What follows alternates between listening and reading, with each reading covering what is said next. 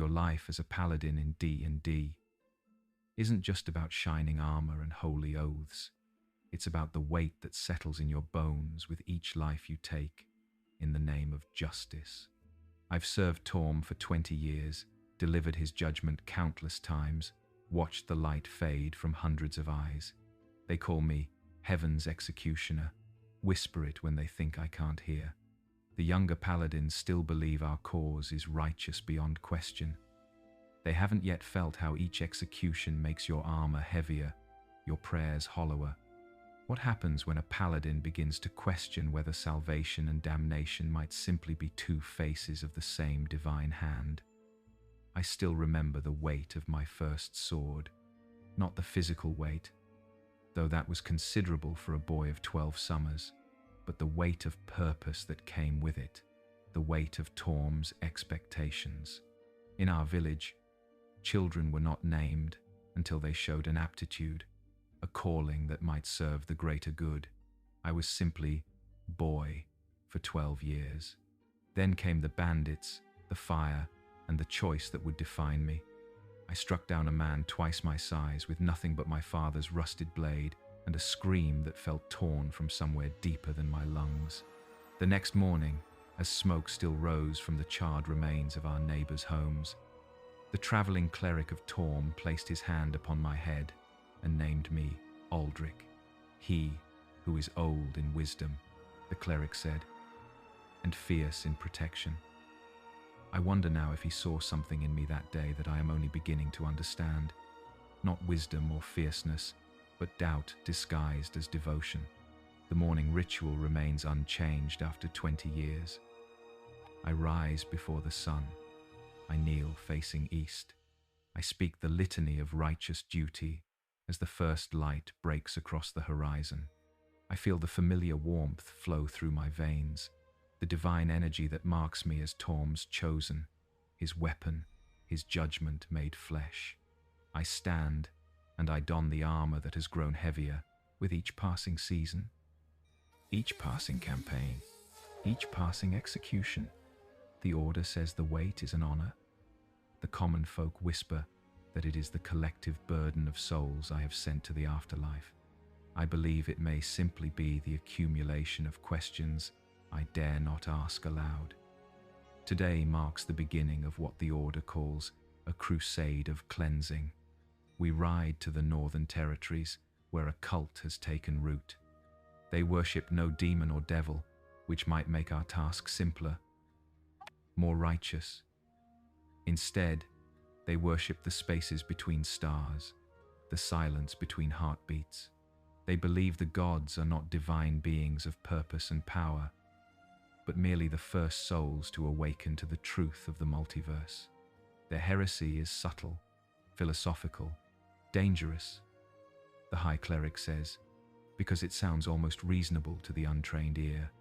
I sharpen my sword and wonder, not for the first time, if Torm can hear my thoughts or merely sense my devotion.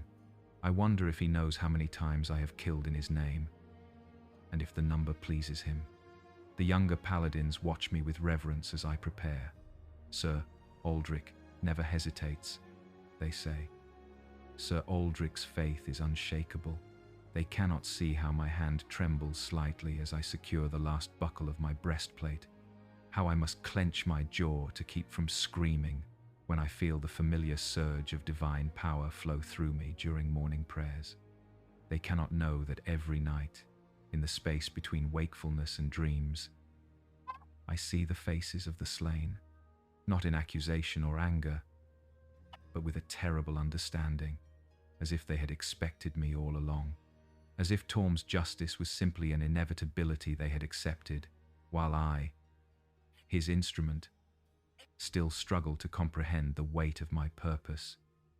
7 paladins, 3 clerics, and 24 men-at-arms bearing the silver gauntlet of Torm upon blue fields. The village children run alongside our horses until the edge of town, throwing wildflowers that catch in my horse's mane. To them, we are heroes, riding forth to vanquish evil.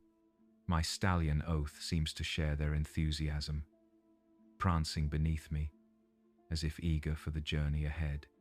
Only I notice how the older villagers make the sign of the triad as we pass, their eyes holding something that might be reverence or might be fear. Perhaps, after enough crusades, the two become indistinguishable. The high cleric, Paladin, rides beside me. His presence is both comfort and concern. We trained together as youths, before his path led him to books and prayer, while mine led to battlefields and judgment. He has always been the voice of reason when my sword arm grows too eager, the conscience that sometimes seems drowned out by the clash of steel and the screams of the dying. But lately, his sermons have taken a harder edge. The mercy of Torm, he preaches, is selective. Salvation belongs to the faithful alone. You seem troubled, old friend, he says, as our mounts crest a small hill, the village disappearing behind us. Are you concerned about what we might find at Fallowmere? I consider lying, but Torm despises falsehood, and I have spent too many years purging that particular sin from my character. I wonder if they will listen to reason, I say carefully, if they might be shown the error of their beliefs without bloodshed. Paladin's smile does not reach his eyes. The Grand Prelate was very clear. The Fallowmere heresy has spread too far. It must be excised, not examined. He leans closer, lowering his voice so the younger paladins cannot hear. I know your heart, Aldrich. Your compassion does you credit. But remember, doubt is the first poison the enemy pours into our cup. Even questioning the necessity of our mission could be the beginning of corruption.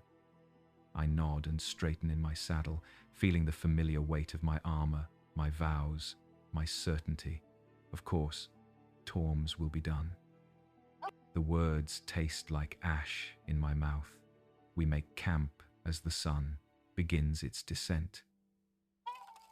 The younger paladins, Darian and Elspeth, practice their swordplay while the others establish the watch rotation. I find myself drawn to the edge of our encampment, staring northward toward Fallowmere. 3 days' ride, Paladin says. 3 days to prepare myself for whatever judgment Torm requires of me. I feel a presence behind me and turn to find Soren, the newest and youngest of our paladins. His armor still shines with the unmarred gleam of ceremonial polish rather than the dull luster of battle-worn plate. Sir Aldrich, he says, his voice pitched low with reverence. May I ask you something? I gesture for him to continue, though I suspect I know what troubles him. It is the same question all new paladins eventually ask, though rarely directly. How do you know? He asks, his eyes earnest in the fading light. When you stand before someone, sword raised, how do you know that striking them down is truly Torm's will and not simply your own judgment? The question hangs between us like a physical thing. I should give him the answer I was given, the answer I have given others through the years. That Torm guides our blades, that we feel his righteous purpose in our hearts. That doubt is the enemy of justice. Instead, I place a hand on his shoulder, feeling the smooth metal of his pauldron beneath my palm. You feel the warmth of Torm's blessing each morning when you pray, yes? He nods eagerly. That same warmth should fill you at the moment of judgment. If you feel coldness instead, hesitate. If your heart races not with righteous purpose but with fear or anger or doubt, stay your hand. But the High Cleric says, any hesitation dishonors our God. The High Cleric has not held a dying heretic in his arms and watched the light leave their eyes. I say, the words escaping before I can consider their weight. Torm values justice, Soren. But justice without mercy is merely vengeance, wearing a holier mantle. His brow furrows, confusion and concern warring in his expression. I have said too much, given voice to thoughts best left unspoken. I squeeze his shoulder once more. Pray on it, I tell him. the answer will come. I leave him standing there, staring after me with the bewilderment of one who has heard a respected elder speak blasphemy. Perhaps I have. Perhaps that is what 20 years of righteous killing has brought me to. Not wisdom, as my name would suggest, but a dangerous uncertainty that threatens to unravel everything I have built my life upon. That night, I dream of the first man I killed in Torm's name. Not the bandit from my childhood, but the first official judgment I carried out as a sworn paladin, a merchant who had secretly worshipped Mask, god of thieves and shadows. In my dream, as in reality, he does not fight or flee when we come for him. He simply looks at me with tired eyes and asks, "Do you truly believe your God loves you more than mine loves me?" In the dream, unlike reality, I lower my sword and admit the truth. I do not know. I wake with a gasp, my hand already reaching for the symbol of Torm I keep beside my bedroll. The camp is quiet save for the soft snoring of men-at-arms and the occasional crack of our dying fire. I press the symbol to my forehead, whispering prayers meant to banish doubt, to reaffirm my purpose. The metal grows warm against my skin, but the warmth feels different somehow. Not the steady heat of divine approval, but the inconsistent flush of fever, of sickness taking hold. Sleep eludes me for the remainder of the night. I polish my armor by moonlight, an unnecessary task that nevertheless occupies my hands while my mind wanders dangerous paths. By dawn, when I kneel for the litany, my voice is hoarse from sleeplessness, my eyes burning with fatigue. Yet the prayer comes as it always does, and with it, the familiar surge of power that marks Torm's blessing. If my God can sense my doubt, he gives no sign of displeasure. The thought is both comforting and terrifying. Either Torm accepts my questioning as part of faith, or he cannot perceive the turmoil in my heart. I am not sure which possibility unsettles me more. The second day of travel passes without incident. We encounter a merchant caravan heading south, who inform us that Fallowmere has grown quiet of late. No travelers are permitted entry, and those who approach too closely are warned away by archers on the walls. The merchants speak of strange lights seen above the town at night, and songs carried on the wind that sound like no language they recognize. Demonic influence, Belleron declares after the merchants continue on their way. We may need to request additional forces, or perhaps they simply fear outside judgment, I suggest. People who believe themselves misunderstood often react with defensiveness rather than hostility. The High Cleric studies me with narrowed eyes. "You seem eager to assign innocent motives to these heretics, Aldrich. I find that concerning. I seek only to understand what we face," I reply, keeping my voice even. "The better to bring Torm's justice appropriately." He nods slowly, though the suspicion does not leave his gaze. "See that justice remains your sole concern. Understanding can become sympathy, and sympathy can become corruption." We make camp earlier than necessary that evening, using the extra daylight to prepare ourselves spiritually and physically for what might come tomorrow. The clerics conduct a group prayer, anointing each paladin with sacred oils that gleam silver in the fading light. The ritual is meant to strengthen our connection to Torm, to ensure his power flows freely through us when we need it most. As Belleron traces the symbol of the gauntlet on my forehead with oil-slick fingers, he whispers words meant for me alone. "I have known you too long not to see the conflict within you, old friend. Whatever doubts plague you, surrender them to Torm tonight. We cannot afford hesitation tomorrow." I meet his gaze steadily. My sword arm has never faltered in service to our God. "It is not your sword arm that concerns me," he replies. "It is the heart that guides it." The oil burns against my skin, not with the pleasant warmth of divine favor, but with an almost caustic heat. I do not flinch. To show discomfort during the blessing, would be seen as rejection of Torm's touch, perhaps even evidence of corruption. But as Belleron moves on to the next Paladin, I resist the urge to wipe the symbol from my brow, to be free of its burning presence. After the ceremony, I find myself again at the edge of camp, staring northward.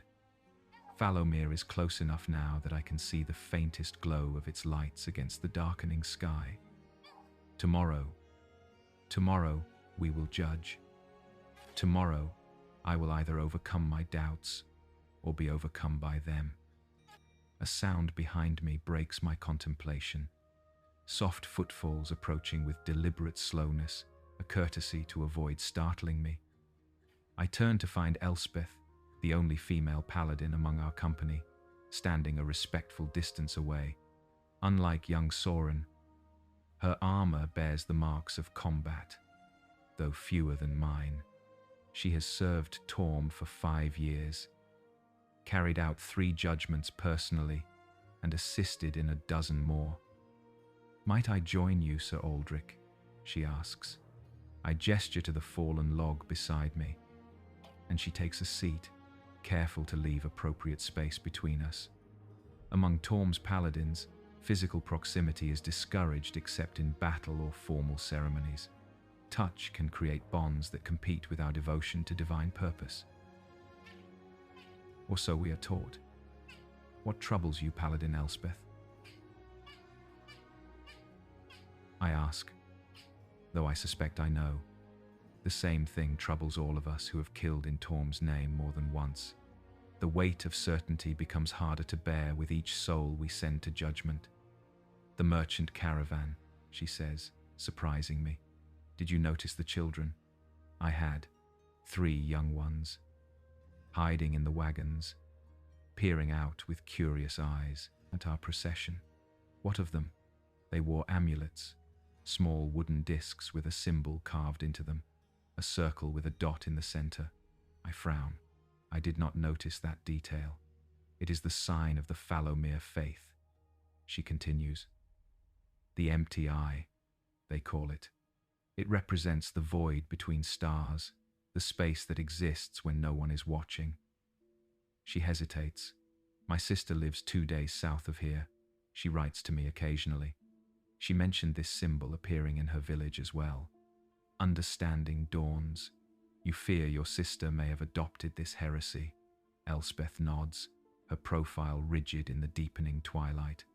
"If what we have been told is true, if this faith spreads like a contagion through rational thought rather than dark magic or coercion, then is my sister evil? Is she deserving of Torm's judgment simply for finding a different explanation for the cosmos?" The question echoes my own unspoken thoughts, too closely for comfort. I choose my words with care. Faith is complex, Paladin Elspeth. Even within Torm's church, interpretations vary. The order teaches that heresy is dangerous not because different beliefs themselves are inherently evil, but because they may lead people away from the protection and guidance the true gods provide. The bitterness in her voice is subtle but unmistakable. "We kill those who refuse to return to the true faith after being shown their error," I recite, the words feeling mechanical in my mouth. "We kill those who actively corrupt others, leading them down dangerous paths. And who decides what constitutes corruption, what constitutes danger?" She turns to face me fully now, her eyes reflecting the distant campfire. "Forgive my presumption, Sir Aldrich, but you have been Torm's judgment for longer than any of us. Does it ever become easier to be certain, to know beyond doubt that the life you take is one that Torm himself would condemn?" I should tell her that certainty is a gift from Torm to his faithful. I should remind her that doubt is the first sign of corruption. I should report this conversation to Belleron, who would likely remove her from future judgments until her faith stabilizes. Instead, I find myself speaking a truth I have never admitted aloud. No, Elspeth, it never becomes easier. If anything, certainty becomes more elusive with each judgment. Perhaps that is as it should be.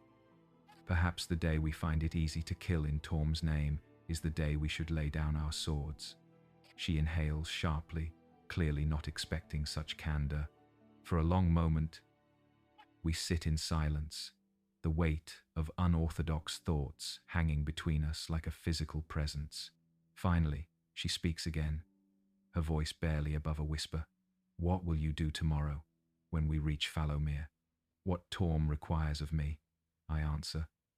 The only honest response I can give. No more, no less. She nods, understanding what I cannot say explicitly, that I do not yet know what Torm requires, that I will face that moment with the same uncertainty I have carried for years, that my devotion is real, but my interpretation of it may differ from what the Order teaches. "Thank you, Sir Aldrich," she says, standing. "Your wisdom brings comfort, even when the path remains unclear." I watch her return to camp, her steps lighter somehow, as if unburdened by our exchange. I remain by the log, my eyes fixed on the distant lights of Fallowmere, wondering what awaits us tomorrow, and whether my faith, tarnished as it may be by doubt, will be enough to guide me through what is to come. Dawn arrives with a heavy mist that clings to the ground, shrouding our approach to Fallowmere. We break camp in near silence, each of us absorbed in our own preparations, mental and physical. I notice Elspeth's gaze meeting mine occasionally, a silent acknowledgement of our conversation. Soren, too, watches me with an intensity that suggests our brief exchange has taken root in his thoughts. Belleron, perhaps sensing the undercurrents among us, calls for a final prayer before we mount our horses. "Torm, righteous one, true deity," he intones, his voice carrying across our small company. "Guide our swords this day. Strengthen our resolve against those who would deny your sovereignty. Grant us the clarity to see corruption, the strength to excise it, and the wisdom to recognize your will in all things." The other paladins and clerics respond with the traditional affirmation: duty, loyalty, justice. The words stick in my throat, emerging as barely more than a whisper. If Belleron notices, he gives no sign, but I feel Soren's eyes upon me, questioning, concerned. We mount and begin our final approach to Fallowmere. As we draw closer, the town takes shape through the dissipating mist. It appears ordinary enough at first glance. A wooden palisade surrounds it, with a single gate facing the road. Smoke rises from chimneys, suggesting normal morning activities within. No guards are visible on the walls, no archers with arrows nocked, despite what the merchants told us. It seems peaceful enough, Elspeth observes, her tone carefully neutral. "So does a corpse before the decay becomes visible," Belleron replies. "We will approach openly, under the banner of Torm. If they receive us peacefully, we will deliver our message and judge their response. If they resist..." Runs deep. I guide Oath to the front of our procession, taking position beside the standard bearer. It is expected of me, as the most experienced paladin present, the leader of Torm's judgment, the tip of the divine spear. I feel the familiar weight of responsibility settle across my shoulders, heavier than my plate mail, more constraining than my vows. As we approach the gate, a lone figure emerges from within the town, an elderly man, stooped with age, leaning on a staff of dark wood polished by years of handling. He wears simple clothing, no armor, no visible weapons. His white beard reaches nearly to his waist, and his eyes, even at this distance, seem to hold a calm that borders on serenity. He raises a hand in greeting, not in warning or threat, and calls out in a voice surprisingly strong for one of his apparent years. "Welcome, servants of Torm. We have been expecting you." Belleron stiffens beside me. This is not the reception we anticipated, not resistance to be overcome, nor terrified submission to be guided back to true faith. This calm acceptance unsettles him more than outright hostility might have. Elder, I call back, deciding that titles of respect cost us nothing at this stage. We come bearing the word of Torm, the true deity. We seek audience with those who lead this community. The old man's smile deepens, crinkling the corners of his eyes. I am Thaddeus, and I speak for Falomir in matters of faith. Though we have no leaders, as you might understand the term. He gestures toward the open gate behind him. You are welcome to enter, all of you, though we ask that you come in peace. This is a place of contemplation and community, not confrontation. Belleron leans close to me, his voice low and urgent. This is a trap, Aldrich. They cannot possibly welcome Torm's judgment unless they are either innocent of the charges, which our information contradicts, or confident in their ability to overcome us. I consider his words, studying the old man, and what little I can see of the town behind him. No signs of ambush preparations, no tension in Thaddeus's posture, suggesting deception. I make my decision. High Cleric, with respect, we came to judge, not to condemn without hearing. If they offer peaceful reception, we should accept it in kind. Torm values justice above vengeance. Before he can object further, I nudge Oath forward, approaching Thaddeus alone, my hands deliberately away from my weapons. I stop a respectful distance from the elder, close enough for conversation but far enough that neither of us should feel immediately threatened. I am Sir Aldrich of the Order of the Golden Lion, Paladin of Torm. You say you expected us. May I ask how you came by this knowledge? Thaddeus tilts his head slightly, his expression somewhere between amusement and compassion. The spaces between stars whisper many truths. Sir Aldrich, for those who have learned to listen. But in this case, no mystical foreknowledge was required. Travelers brought word of paladins gathering to the south. The purpose of such gatherings is rarely social.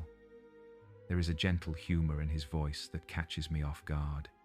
No fear, no defiance, simply the calm acknowledgement of someone who has accepted whatever may come. You know why we are here then, I say, not a question, but a statement. To judge us for our heresy, to determine if our faith threatens the order of the cosmos as understood by the established churches. He spreads his hands, the gesture encompassing the town behind him. You will find no resistance here, Sir Aldrich. We will answer your questions. We will explain our beliefs. We ask only that you listen with an open heart before you pass judgment. I should feel reassured by this compliance. Instead, unease crawls along my spine like a physical touch. In 20 years of delivering Torm's judgment, I have faced rage, terror, desperate bargaining, even resigned acceptance, but never this calm invitation to understand before condemning. Very well, I say finally. We accept your hospitality, Elder Thaddeus, but know that we come as judges, not guests. Our purpose remains the judgment of this community's faith and practices. Of course, he replies, stepping aside to clear the path through the gate. Judgment requires understanding. We welcome the opportunity to be understood. I signal to the others, and our company moves forward, passing through Falomir's gate with weapons sheathed but vigilance high. As I enter, I cannot shake the feeling that I am crossing a threshold far more significant than a simple town gate, that whatever awaits within will change me in ways I cannot yet comprehend. The people of Falomir watch our procession with curious eyes but no evident fear. Children peer from doorways rather than hiding. Adults pause in their morning tasks, offering nods of acknowledgement or simple greetings. No one prostrates themselves before us, as often happens when Torm's paladins enter a community. Neither do they show the veiled hostility of those with guilty consciences. They simply watch, calm and attentive, as if we are an expected if unusual part of their day. Thaddeus leads us to the town square, where a circular building of stone and timber dominates the space. Unlike the temples I'm accustomed to, it bears no religious symbols, no statues of deities, no grand architecture designed to inspire awe. Its simplicity is striking, almost deliberately understated, with large windows that allow light to flood the interior. Our contemplation hall, Thaddeus explains, noting my interest, where we gather to consider the spaces between, the silence that connects all things. Belleron makes a soft noise of disgust beside me. A temple to nothing, he mutters. On the contrary. Thaddeus replies, his hearing evidently sharper than his age might suggest. A temple to everything that exists between the things we normally notice. The silence between musical notes, without which there would be no music. The space between stars, without which the heavens would be an incomprehensible blaze. The pause between heartbeats, without which life itself would be impossible. He gestures toward the hall. We have prepared refreshment inside. Once you have rested from your journey, we would be honored to explain our beliefs more fully. Belleron steps forward, his patience clearly exhausted. We did not come for theological debate, old man. We came to determine if your cult represents a danger to the faithful, if you actively corrupt others away from the true gods. Thaddeus meets the high cleric's glare with the same placid expression he has maintained throughout. And how will you make that determination without understanding what we believe, without seeing how we live? Judge us by all means, high cleric, but do so with knowledge rather than assumption. I intervene before Belleron's rising anger can escalate the situation. We will accept your hospitality, Elder Thaddeus, and hear your explanations. Knowledge serves justice, as Torm himself teaches. The concession seems to satisfy both men, though for different reasons. Thaddeus, because it grants him the opportunity to explain his faith. Belleron, because he believes any explanation will simply confirm the heresy we have come to judge. I signal for our company to follow Thaddeus into the contemplation hall, instructing half our men-at-arms to remain outside as a precaution. The interior of the hall is as simple as its exterior, a circular space with wooden benches arranged in concentric rings. No altar, no religious icons, no trappings of traditional worship. The center of the room remains empty save for a small circular pool of still water, perhaps 3 feet in diameter, set into the floor. The ceiling above opens to the sky through a circular aperture, allowing daylight to illuminate the water below. Tables have been set along one wall, laden with simple fare: bread, cheese, fruits, and pitchers of water. Nothing elaborate, but clearly prepared with care. Thaddeus invites us to refresh ourselves, and after a brief inspection by one of our clerics to ensure the food harbors no poisons or enchantments, most of our company accepts the offering. I notice that Belleron abstains, as do a few of the more zealous younger paladins, including Soren. As we eat, townspeople begin to enter the hall, taking seats on the benches with the relaxed familiarity of a routine long established. They are ordinary folk from appearance: farmers, craftsmen, merchants, young and old, male and female. Families sit together, children settling with the squirming restlessness common to their age. Nothing about them suggests dark cultists or corrupted souls. When most of the benches are filled, Thaddeus moves to stand beside the central pool. He makes no call for attention, offers no invocation or prayer to begin proceedings. He simply stands in silence, and gradually the murmur of conversation dies away until the hall is quiet. "Friends," he says finally, his voice carrying easily in the circular space. "Today, we are honored by visitors from the Church of Torm, come to understand our ways and pass judgment upon them." He speaks these words without irony or fear, Simply stating fact. They have traveled far to reach us, driven by concern for what they have heard of our beliefs. Let us welcome them with the openness we show to all who seek understanding. A murmur of acknowledgement runs through the assembled townspeople. Not the fervent response of religious zealots, but the calm assent of people comfortable with their community and its values. Thaddeus continues, as is our custom with those who seek to understand the spaces between, I invite our visitors to ask what they wish to know, to question our beliefs, our practices, our lives. We withhold nothing, for truth, like the void itself, has nothing to hide. Belleron steps forward immediately, clearly eager to take control of the proceedings.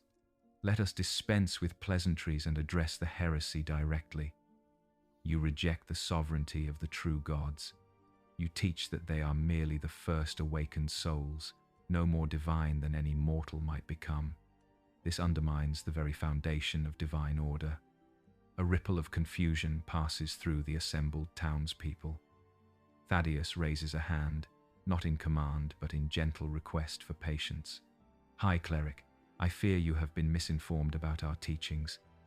We do not reject the existence or power of the beings you call gods.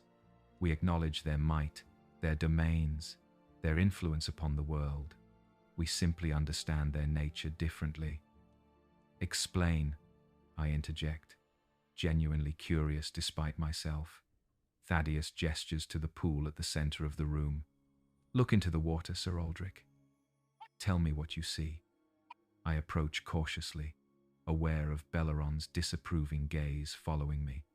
The pool is perfectly still, its surface unbroken by even the slightest ripple. I look down and see, as expected, my own reflection staring back.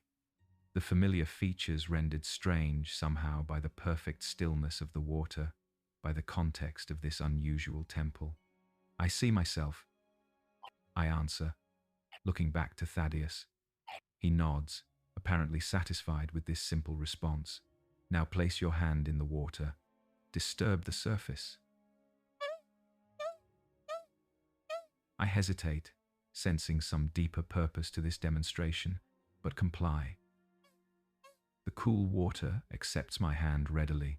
Ripples spread from the point of entry, distorting my reflection, breaking it into countless fragments of light and shadow that dance across the surface. Now what do you see? Thaddeus asks. Ripples. My reflection distorted. And if you had never seen your reflection before, if you had no concept of your own appearance, what would you perceive in those ripples? The question gives me pause. Movement, pattern, purpose, perhaps, though not my own. Thaddeus smiles, pleased with my response. The gods, Sir Aldrich, are like those ripples in the cosmic stillness. Powerful, purposeful, pattern-creating. But they arise from the same substance as all else, just as the ripples arise from the water itself. They are not separate from creation, but expressions of it, magnificent and mighty though they may be. Belleron scoffs loudly. Blasphemy dressed in philosophical garb is still blasphemy, old man. You diminish the divine to elevate the mortal. Or perhaps, Thaddeus counters gently, we recognize the divine potential within the mortal. The drop contains the nature of the ocean, after all. So, I withdraw my hand from the water, watching as the ripples gradually subside, the surface returning to stillness. The metaphor is compelling, I must admit, even as part of me recoils from its implications. If Torm is but a ripple in some greater cosmic stillness, what becomes of the certainty I have built my life upon? What becomes of the justice I have delivered in his name? You speak of divine potential, I say slowly, thinking aloud more than formally questioning. Do you teach that mortals can become as gods? We teach that the distinction between mortal and divine is one of degree, not fundamental nature, Thaddeus replies. The gods themselves teach this truth. though perhaps unintentionally, when they elevate heroes to divine status, when demigods walk the realms, when divine essence can be passed from deity to mortal, through faith and devotion. He gestures to the symbol of Torm emblazoned on my breastplate. Does not your own God grant you powers beyond normal mortal capacity? Is that divine energy not flowing through your very being, changing you, elevating you? The boundary between mortal and divine is more permeable than many would have us believe. Belleron steps between us abruptly, his patience clearly at an end. Enough, philosophical, meandering. We came to determine if your cult actively corrupts others from true faith. Do you send missionaries to spread these heretical ideas? Do you seek to undermine established churches? Thaddeus seems unfazed by Belleron's increasing hostility. We share our understanding with those who seek it, yes. As for undermining, we have no interest in destroying what others have built. We simply offer an alternative perspective for those who find traditional religious structures insufficient or unsatisfying. A seductive alternative that leads souls away from divine protection, Belleron presses.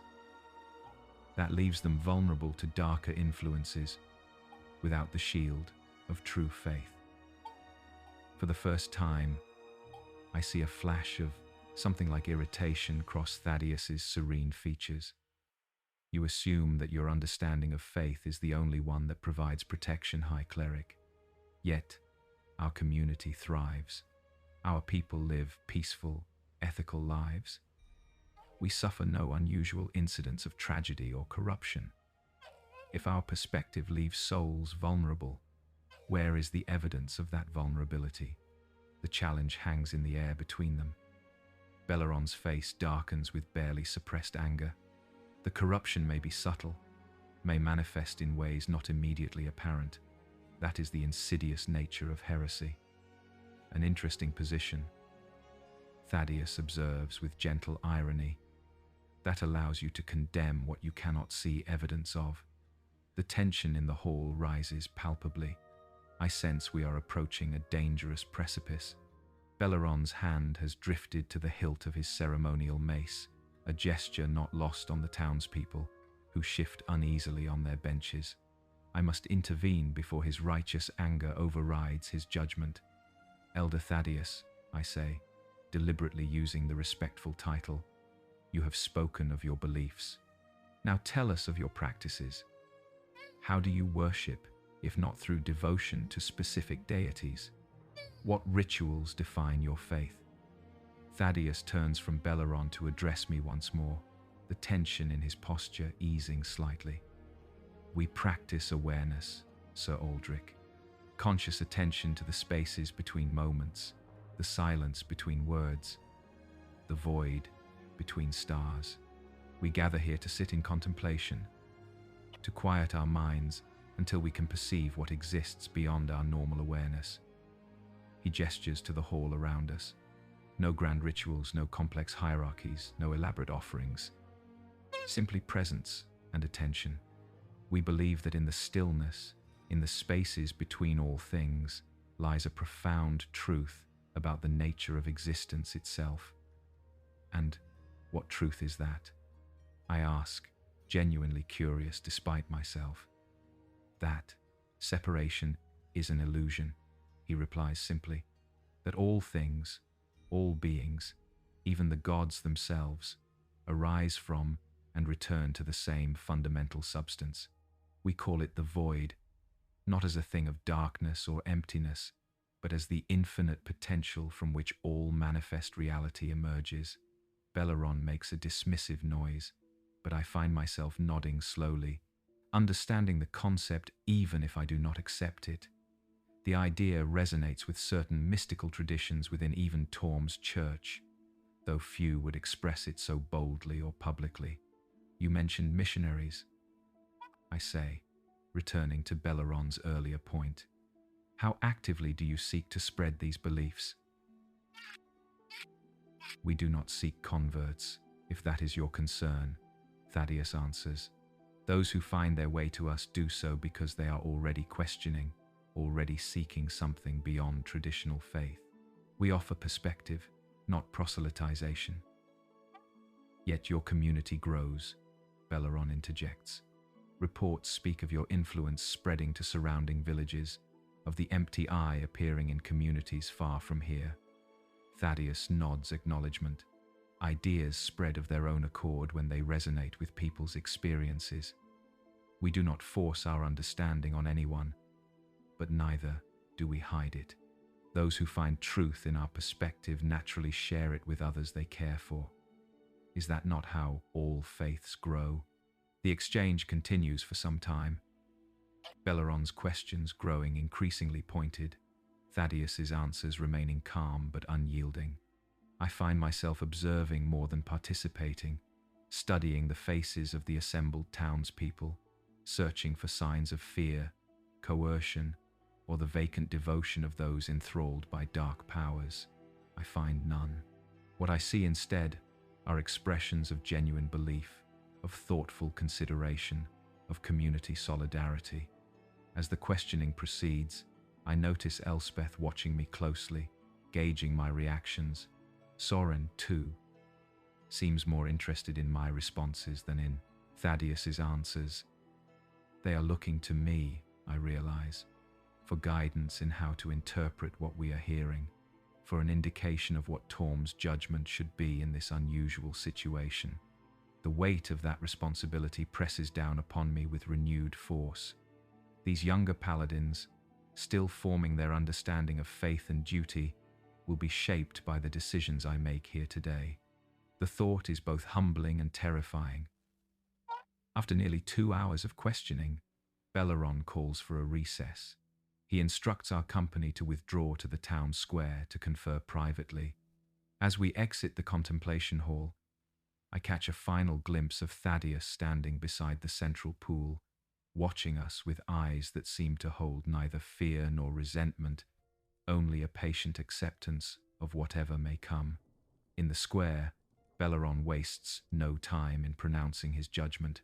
The heresy is clear, he declares to our assembled company. They deny the fundamental nature of the divine. They elevate mortal understanding above divine truth. They spread their corruption through subtle means, seducing those whose faith wavers with philosophical half-truths. He turns to me, his expression hard. As senior paladin, Aldrich, the final judgment falls to you, but the path is clear. We must cleanse this corruption before it spreads further. The leaders, at minimum, must be executed as an example. The followers can be given opportunity for redemption through renunciation and penance. The other clerics nod in agreement, their faces grim with righteous certainty. Among the paladins, however, I see more conflicted expressions. Elspeth's eyes meet mine briefly, a question in her gaze. Soren looks troubled, his youthful features creased with confusion. These people have shown no hostility. They've answered our questions openly, hidden nothing of their beliefs or practices.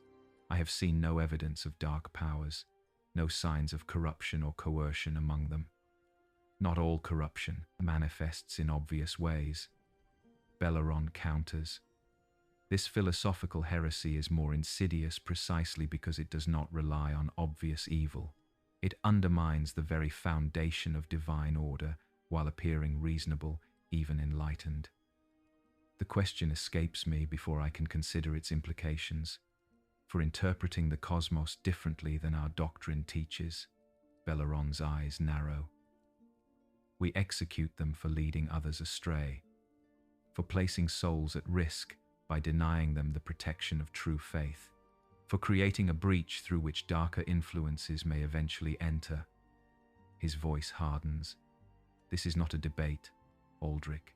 This is Torm's judgment, delivered through us. Is it, I ask quietly, or is it our judgment, delivered in Torm's name? The question falls into sudden silence. The other paladins and clerics stare at me, shock evident on their faces. To question the divine nature of our mission, to suggest that we might be acting from human judgment rather than divine guidance, borders on blasphemy itself. Belleron steps closer to me, lowering his voice so only I can hear. 20 years of faithful service, and now you falter, now you question. What has happened to you, old friend? I meet his gaze steadily. Perhaps I have finally started asking the questions I should have asked from the beginning. He searches my face, looking for signs of corruption, of outside influence. Finding none, his expression shifts to something like pity. The doubt has been growing in you for some time, hasn't it? I've seen it, denied it, hoped it would pass. But now, at the crucial moment, it emerges fully. He shakes his head slowly. You are compromised, Aldrich. Step aside and allow me to deliver judgment in your stead. The suggestion strikes me like a physical blow. To step aside would be to acknowledge that my faith has failed, that my doubt renders me unworthy of my office. Yet to proceed with the judgment Belleron advocates feels equally impossible.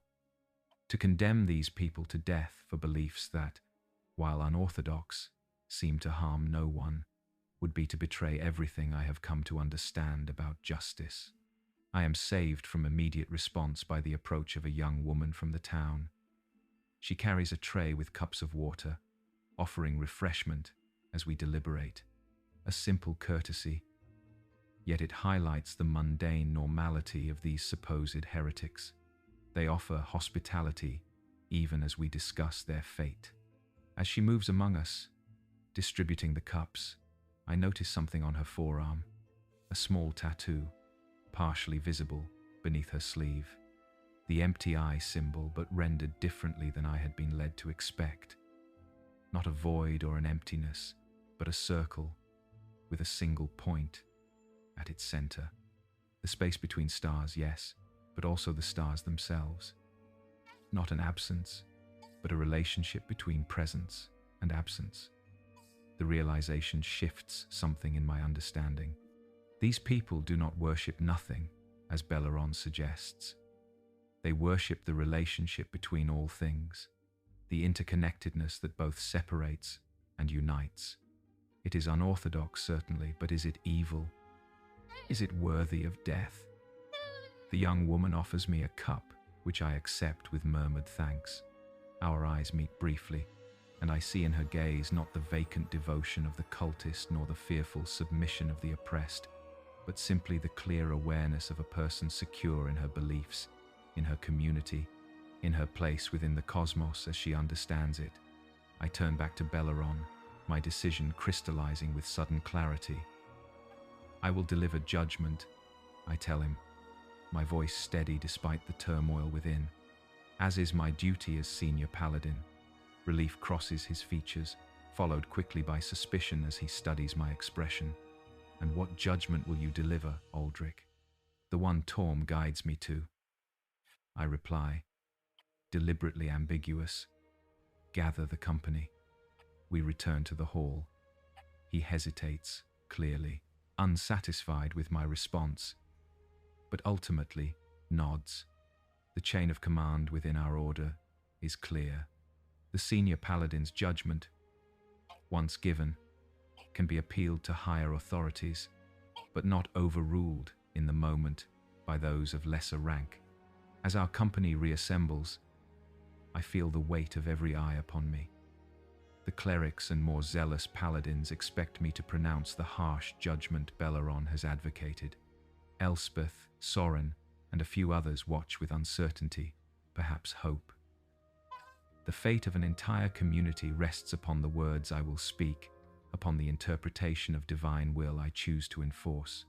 We re-enter the contemplation hall, where the townspeople have remained seated, waiting patiently for our return.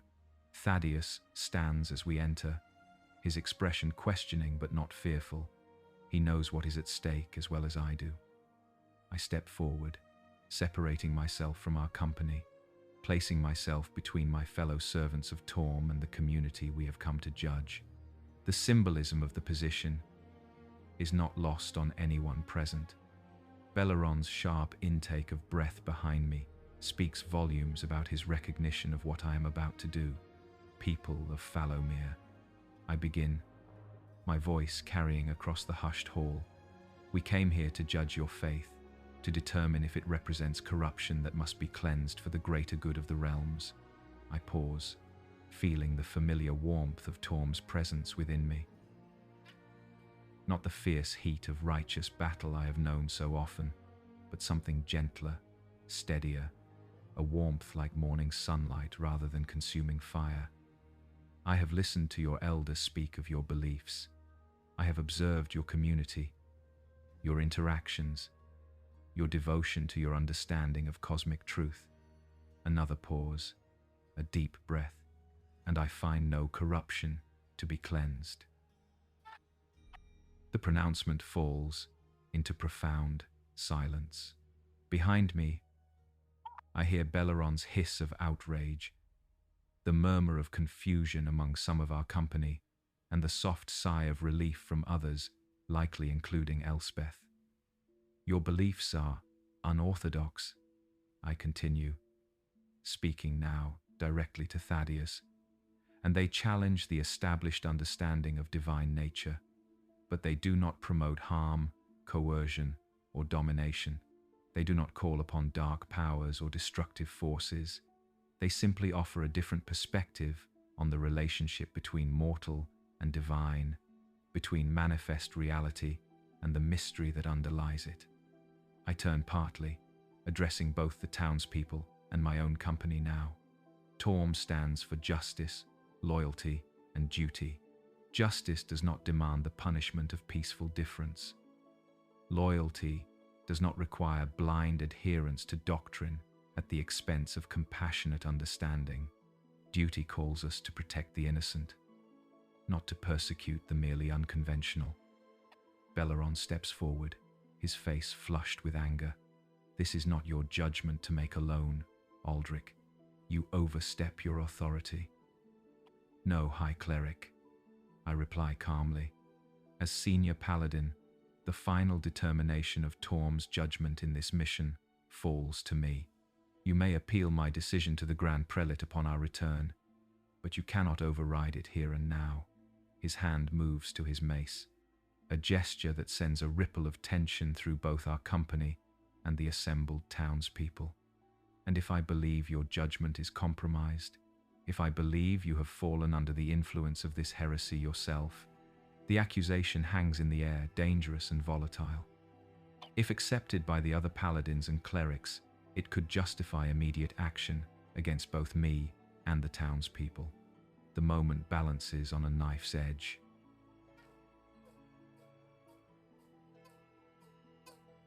Then you would need to strike me down before proceeding against these people, I say softly, my hand moving to rest upon the hilt of my own sword.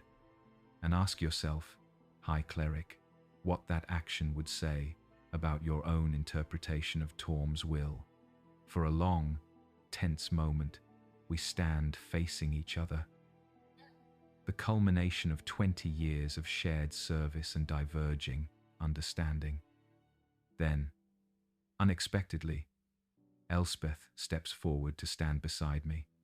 A heartbeat later, Sorin joins her, his youthful face set in lines of nervous determination. Sir Aldrich's judgment stands, Elspeth declares, her voice clear and unwavering. I have seen nothing in this town that warrants execution or forcible conversion. Sorin nods in agreement, though he says nothing, his presence and positioning statement enough. One by one, 2 more paladins step forward to join us. Not a majority of our company, but enough to make clear that any attempt by Belleron to override my judgment would result in conflict within our own ranks.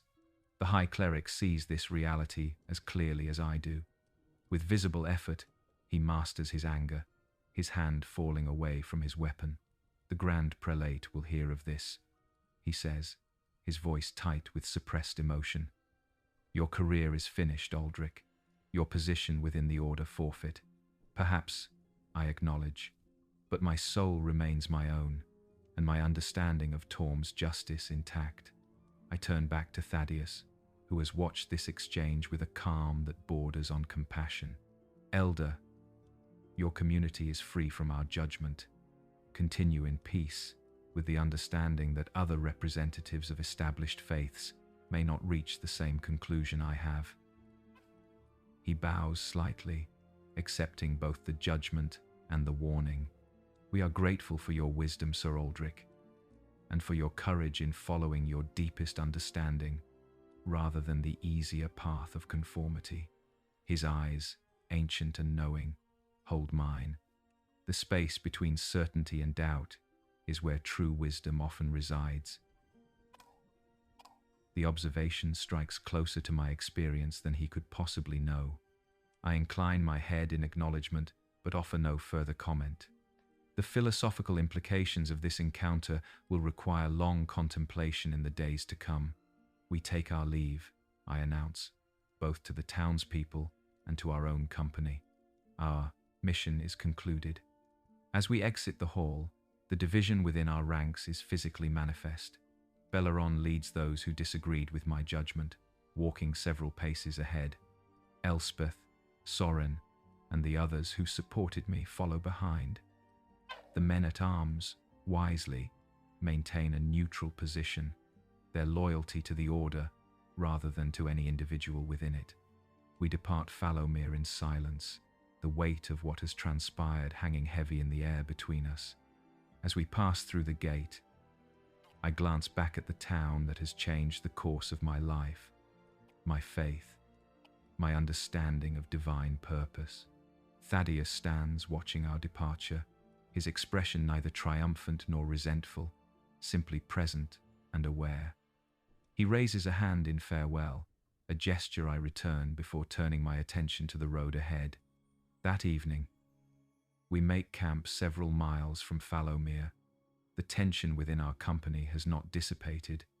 We establish separate fires, the physical distance reflecting the ideological divide that now separates us. Belleron and his supporters sit together, occasionally casting glances in our direction, their conversations hushed but clearly animated. Elspeth approaches as I tend to oath, brushing the stallion's coat with methodical strokes.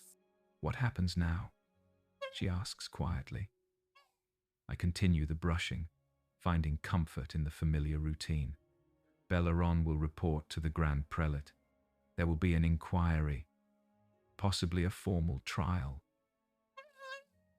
Before the Order's Council, I will be questioned, my faith examined, my judgment scrutinized, and the outcome, I meet her gaze directly. Most likely, I will be stripped of my rank, possibly excommunicated from the Order entirely. The judgment I delivered today contradicts decades of established doctrine and practice. She frowns, clearly troubled by this prospect. Yet it felt right. It felt just.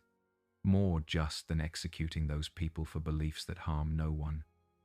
Justice and doctrine do not always align perfectly. I reply, resuming the brushing. The Order teaches that heresy itself is harmful, regardless of its specific content or the behavior of its adherents. That allowing unorthodox beliefs to spread unchecked creates vulnerability to darker influences. "Do you believe that?" she asks. I consider the question carefully before answering. I believe that some heresies are genuinely dangerous, those that promote cruelty, domination, or the summoning of malevolent entities. But others, I shrug slightly. Perhaps they are simply different perspectives on the same divine mystery, approached through different understanding or experience. Soren approaches, having overheard our conversation. His youthful face is creased with concern. "Sir Aldrich, if you are excommunicated for the judgment you delivered today, what does that mean for those of us who supported you? Are we also compromised in the eyes of the Order?" The question is valid, and I owe him an honest answer. You may face censure, yes, possibly reassignment to more experienced supervisors, or a period of intensified doctrinal training. But you are young, Soren. And your support can be attributed to respect for my position rather than full understanding of the theological implications. Your career need not follow my path. He straightens, a flash of indignation crossing his features. I did not support you out of blind obedience, Sir Aldrich. I supported you because your judgment aligned with what I felt in my heart to be right. If that places me at odds with the order, then perhaps I need to reconsider my place within it. His words touch me deeply, both with pride in his moral courage and concern for his future. Do not make hasty decisions, young Paladin. The path of faith is long and complex. Today's certainty may become tomorrow's doubt, and yesterday's doubt may become the foundation of deeper understanding. Give yourself time to integrate this experience before deciding its meaning for your future. He nods, slowly, accepting the counsel, if not entirely satisfied by it. Both he and Elspeth eventually withdraw to their bedrolls, leaving me alone with my thoughts and the rhythmic sound of the brush against Oath's flank. Later, as I sit before our fire, I become aware of a presence behind me. Turning, I find Belleron standing at the edge of the light, his expression unreadable in the flickering shadows. "May I join you?" he asks formally. I gesture to the log beside me, and he takes a seat, maintaining a careful distance between us. For several minutes, we sit in silence, watching the flames dance and spark. 20 years, he says finally, his voice quiet with what might be regret. 20 years we have served together, fought together, believed together. How did we come to this divide?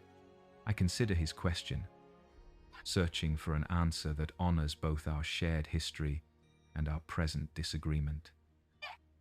Perhaps we were never as aligned as we believed, I suggest.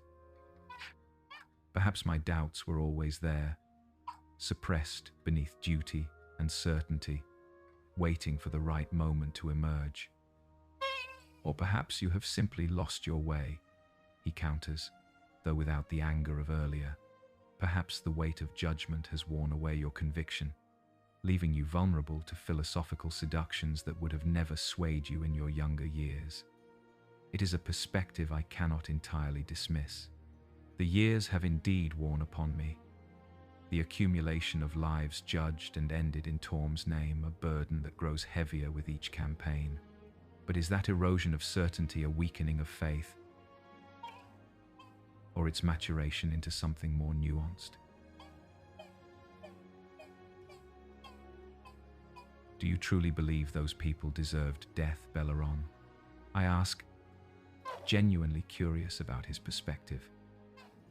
Not because doctrine dictates it, but in your heart, do you believe it would have been just? He stares into the fire, his profile rigid in the orange light. What I believe is irrelevant. What the faith teaches, what the order requires, demands, these are what matter. He turns to face me.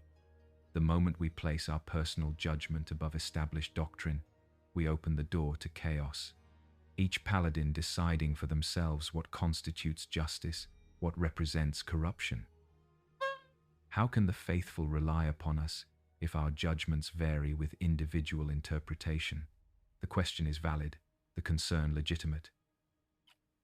Consistency in justice has value, yet the counterargument rises within me, unbidden. And if doctrine itself becomes rigid, separated from the living reality of the communities we serve, if it fails to recognize nuance, to adapt to new understanding, does Torm's justice not transcend the specific interpretations we codify in a given age? Belleron sighs heavily, the sound weighted with resignation. These are questions for theologians, Aldrich, not battlefield paladins. We are the sword arm of the faith, not its questioning mind.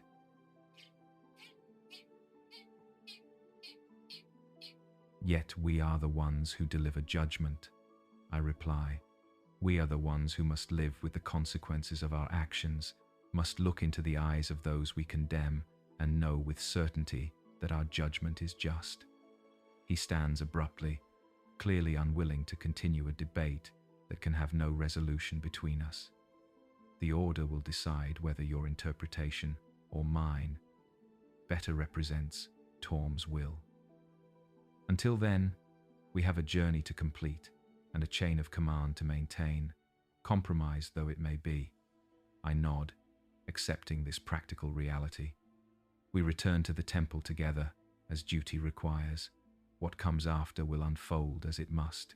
He hesitates, looking down at me with an expression caught between anger and sorrow. For what it's worth, Aldrich, I take no pleasure in what awaits you. Despite our disagreement, I have never questioned your dedication or your integrity. Nor I yours, old friend, I reply honestly. We simply see through different eyes, perhaps always have. He inclines his head slightly, accepting this assessment, then turns and walks back to his own fire, his shoulders straight with the rigid posture of one who has never questioned his path or purpose. I watch him go with a mixture of envy and pity, uncertain which emotion predominates. The journey back to the temple takes 4 days, each one marked by the strained silence between the two factions of our company. We function as a unit when necessary, setting camp, establishing watches, responding to the few minor threats the road presents. But the camaraderie that normally characterizes such missions is conspicuously absent.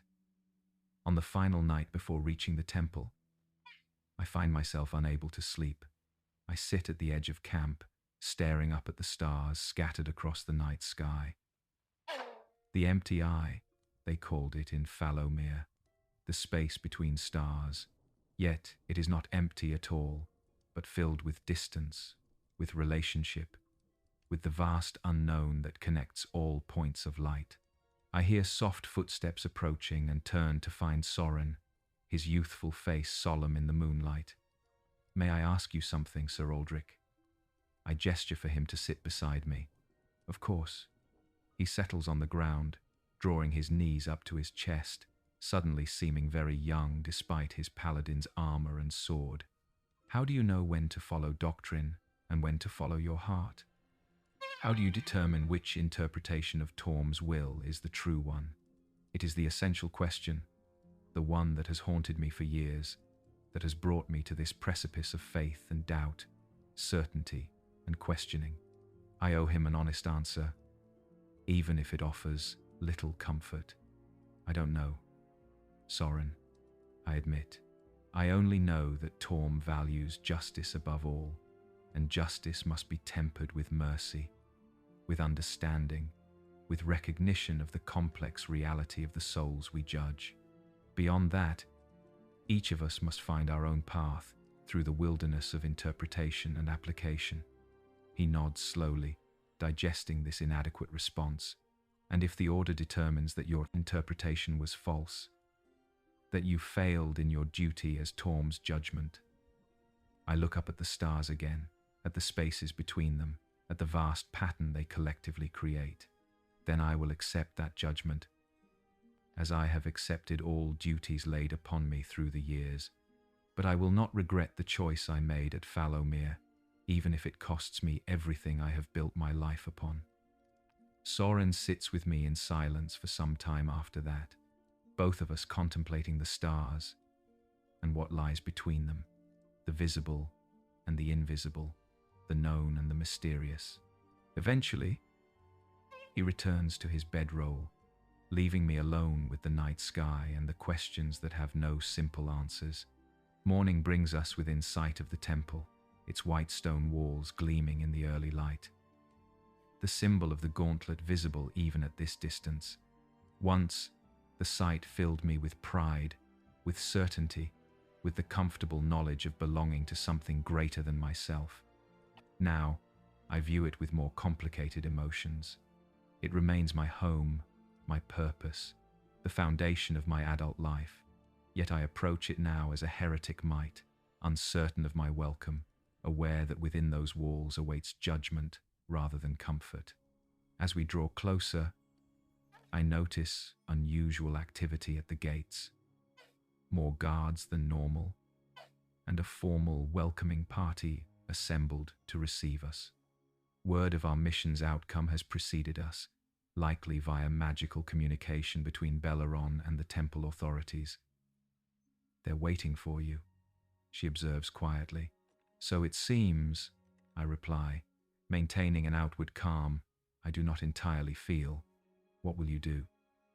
I straighten in the saddle, adjusting my armor with practiced motions. I will face their questions honestly. I will explain my judgment and accept the consequences, whatever they may be. She studies my profile. No regrets? Many, I admit, but not about Fallowmere. We approach the temple gates at a measured pace, neither hurrying toward judgment nor delaying the inevitable. The welcoming party comes into clearer view.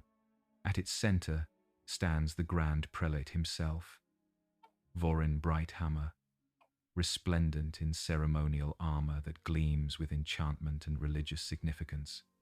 His presence confirms the seriousness with which the Order views our mission's outcome. As we reach the gates, Belleron spurs his horse forward, taking position at the head of our company, a clear signal of the division within our ranks.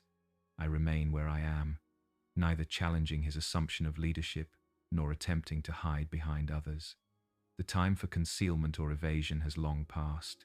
High Cleric Belleron, the Grand Prelate intones formally, "You return earlier than expected. We received your communication regarding the mission's outcome. The Council awaits your full report." Belleron dismounts, bowing deeply to his superior. "Grand Prelate, I stand ready to provide all details of our journey and the irregular judgment delivered at Fallowmere." The Grand Prelate's gaze moves past Belleron to find me among the returning company. "Sir Aldrich," he calls, his voice carrying across the courtyard, "you will accompany me directly to the inner sanctum. The Council has questions that cannot wait for formal proceedings." I dismount, handing Oath's reins to a waiting stable hand. The stallion snorts softly, perhaps sensing my tension, and I pause to stroke his neck reassuringly before turning to follow the Grand Prelate. Elspeth catches my eye as I pass, a silent communication of support and concern. Soren watches with undisguised worry, his youthful face unable to mask his emotions as effectively as his more experienced counterparts. I offer them both a slight nod, a gesture of gratitude and reassurance, before falling in step behind the Grand Prelate. We proceed through the temple complex in silence, passing through corridors and chambers where acolytes and lesser clergy pause in their duties to watch. Our passage, news travels quickly within these walls. All know that something significant has occurred, that a senior Paladin returns under unusual circumstances, that judgment of some kind awaits within the inner sanctum. The massive doors of the sanctum open at our approach, revealing the circular chamber beyond. The Council of 12 sits in a semicircle, their faces solemn beneath the great symbol of the gauntlet that dominates the wall behind them. At the center sits an empty chair, traditionally reserved for Torm himself, a physical reminder that all judgment ultimately derives from divine will rather than mortal interpretation. I stand before them, alone, at the center of the chamber, feeling the weight of their collective gaze. These men and women represent the highest authority within our order, the living embodiment of doctrine and tradition.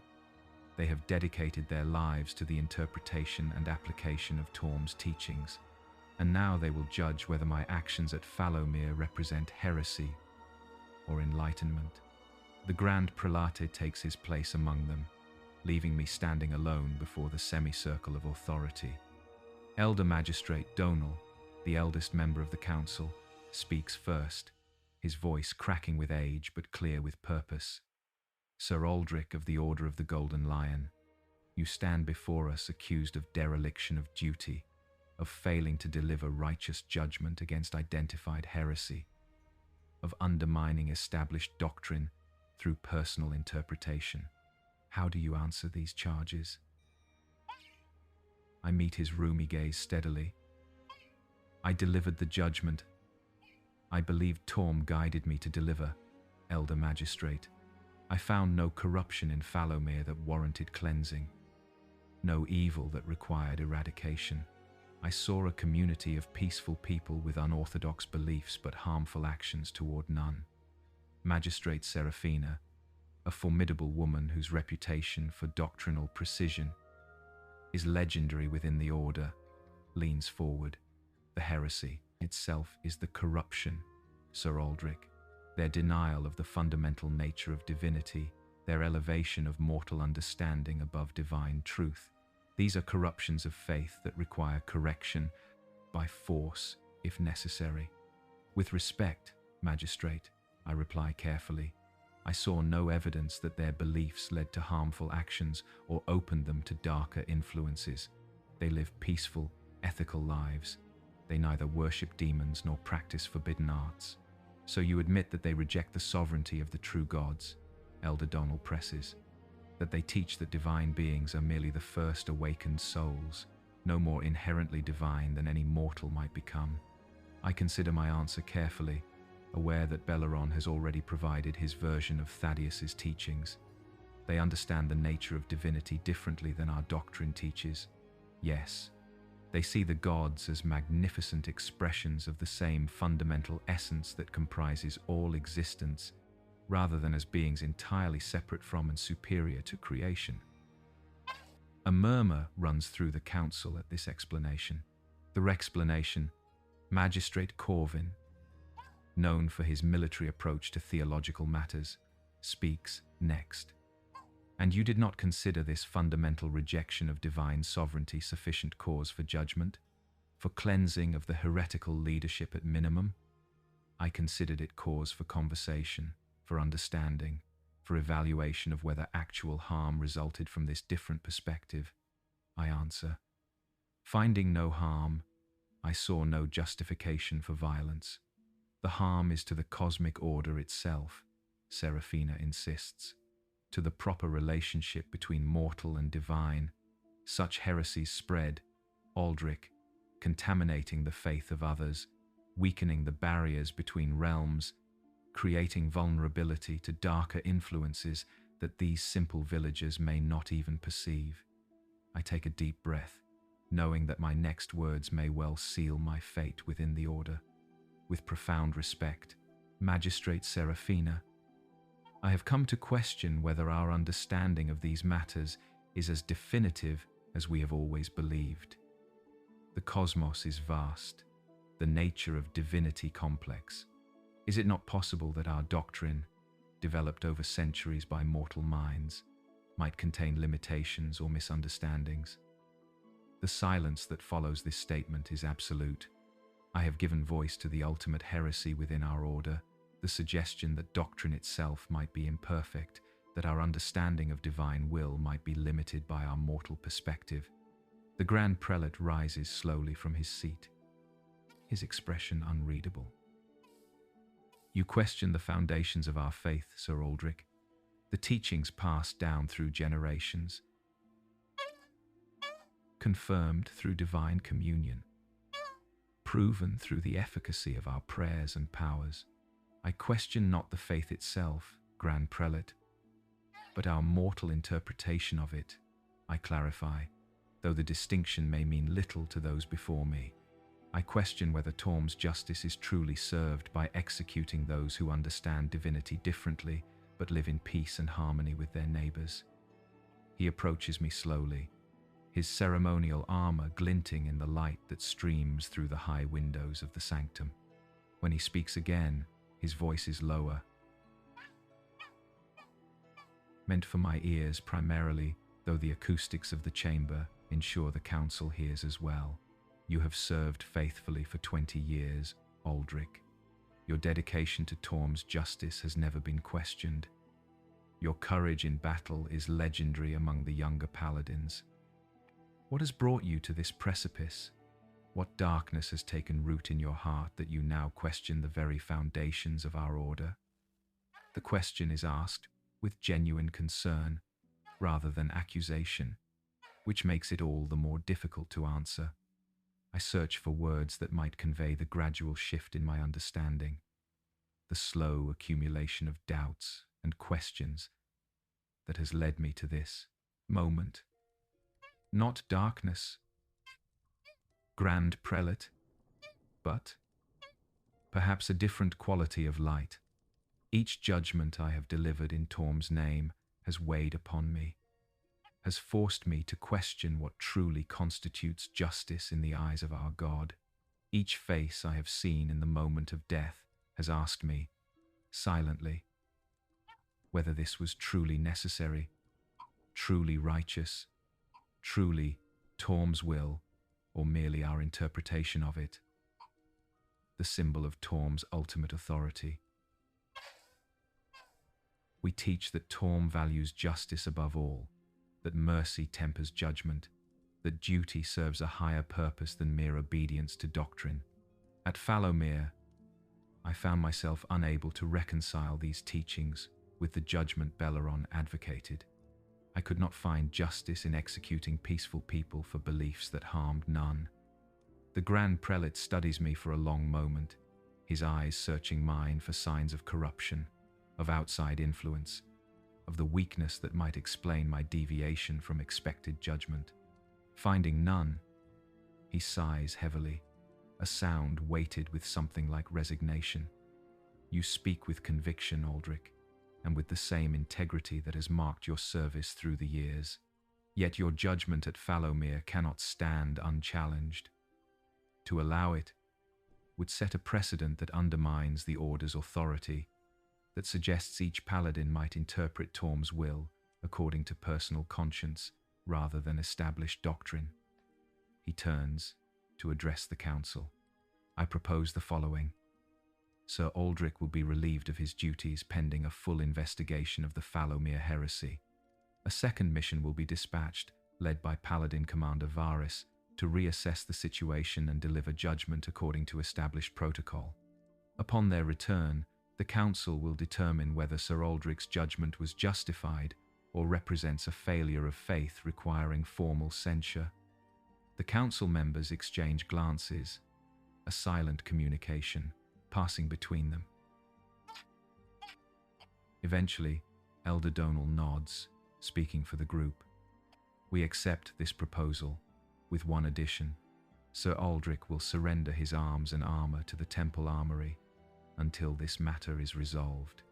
He will reside in the Penitence Quarter and undergo daily prayer and doctrinal instruction with Chaplain Morvain.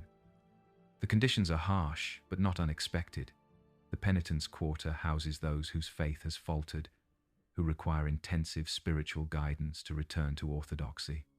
Chaplain Morvain is known for his rigid adherence to doctrine, his uncompromising approach to theological deviation. The surrender of arms and armor is symbolic, a stripping of identity as a paladin, a return to the status of unproven initiate. I accept these conditions, I say, my voice steady despite the turmoil within. I ask only that those who supported my judgment at Fallowmere not be punished for following the senior paladin as their training required. The Grand Prelate nods slightly. Paladin Elspeth and the others will be questioned separately, their involvement evaluated according to their rank and experience. Those judged to have acted from duty to chain of command, rather than doctrinal deviation, will face minimal censure. It is as much as I can hope for under the circumstances. I bow formally to the council, accepting their judgment as I have accepted all duties laid upon me through the years. I place myself in Torm's hands and in yours as his representatives. As we all must, the Grand Prelate replies solemnly. Guards will escort you to the armory to surrender your equipment, then to the Penitence Quarter. May Torm guide your prayers and reflections in the days to come. Guards step forward, not manacling me as they might a criminal or enemy, but clearly intended to ensure my compliance with the council's directives. I follow without resistance, leaving behind the inner sanctum and, perhaps, the life I have built within these walls over 2 decades of faithful service. In the armory, I remove my armor piece by piece, each item weighted with memory and significance. The breastplate dented during the Battle of Thornkeep, the gauntlets blessed by High Cleric Adran before his passing 5 years ago, the sword that has delivered Torm's judgment countless times, its hilt worn to the exact shape of my grip. I surrender each piece to the armorer, who receives them with uncomfortable formality, clearly uncertain how to interact with a senior paladin undergoing such a public censure. Stripped of the physical trappings of my office, dressed in the simple grey robe provided to penitents, I follow the guards to my new quarters. The penitent's wing lies in the oldest section of the temple complex, its stone walls weathered by centuries of tears and prayers. The cell assigned to me is Spartan, containing only a narrow bed, a prayer kneeler beneath a symbol of Torm, and a small table bearing religious texts. The guards leave me at the threshold, their duty discharged. I enter the cell alone, hearing the heavy door close behind me with a finality that echoes through my body. For the first time in 20 years, I am no longer Sir Aldrich, Paladin of Torm, but simply Aldrich, a man whose faith has led him to question the very structures built upon that faith, whose understanding of divine will has placed him at odds with those who claim to interpret it definitively. I kneel before the symbol of Torm, not in submission to the council's judgment, but in continuation of the relationship that has defined my adult life. The familiar warmth fills me as I begin to pray, neither diminished by my circumstances nor altered by my questioning. Torm's presence remains constant, a reminder that whatever judgment awaits me from the council, the connection between deity and devotee transcends mortal interpretation. Guide me through this wilderness of doubt and certainty. I whisper to the emptiness that is not empty, to the space between heartbeats where truth perhaps resides. Show me the path of true justice, even if it leads away from everything I have known. The silence that answers is neither ominous nor reassuring, simply present, a canvas upon which any meaning might be painted. Like the space between stars, it awaits interpretation, connection, relationship. In that silence, I find not answers, but the possibility of understanding. And for now, that possibility must be enough. Days pass in the rhythm of prayer and doctrinal instruction, of meals taken in silence and nights spent in contemplation. Chaplain Morvain visits daily, his lectures on orthodoxy, delivered with the rigid certainty of one who has never questioned the foundations of his faith. I listen respectfully, engaging with his arguments where possible, remaining silent where our perspectives diverge too fundamentally for productive discourse. On the 7th day of my confinement, I receive an unexpected visitor. Soren appears at my cell door during the brief period allocated for personal reflection between evening prayers and sleep. The young paladin's face is drawn with concern, his normally confident posture tentative as he enters the austere space. "Sir Aldrich," he begins, then corrects himself awkwardly. Aldrich. The council permitted me to speak with you briefly." "A welcome respite," I reply, gesturing for him to sit on the room's only chair while I take the edge of the narrow bed. "How fare you and the others who supported my judgment?" He shifts uncomfortably. Elspeth remains under questioning, though she has not been formally censured. The others have returned to regular duties with additional doctrinal instruction. A hesitation then. The second mission departed for Fallowmere yesterday. Paladin Commander Varys leads them, with twice the number of our original company. The news settles heavily in my chest. I see. Soren leans forward, his voice dropping to just above a whisper. There are rumors, Sir Aldrich. Some say the decision has already been made, that the Fallowmere community will be cleansed regardless of what Varys finds there, that your judgment was deemed not merely unorthodox but dangerous, a precedent that cannot be allowed to stand. I had feared as much, though hearing it confirmed brings fresh pain. And what do you believe, Soren? About the judgment I delivered? About the path forward? The question clearly troubles him. He glances toward the door, ensuring we remain unobserved, before answering. I believe you acted with integrity, following what you understood to be Torm's guidance, rather than mere adherence to doctrine. But I also fear the consequences for both you and the people of Fallowmere. He hesitates, then continues with greater confidence. The experience has forced me to question aspects of our training I previously accepted without thought. The emphasis on certainty, on unquestioning execution of judgment. If faith requires blind obedience, is it truly faith or merely compliance? If Torm values justice above all, must we not question whether our actions truly serve justice, rather than merely enforcing doctrine? The questions echo my own journey too closely for comfort. I see in Soren's troubled expression the beginning of the same path I have walked. The gradual erosion of comfortable certainty, replaced by the more complex terrain of thoughtful faith. I feel both pride in his moral courage and concern for the difficulties that lie ahead for him.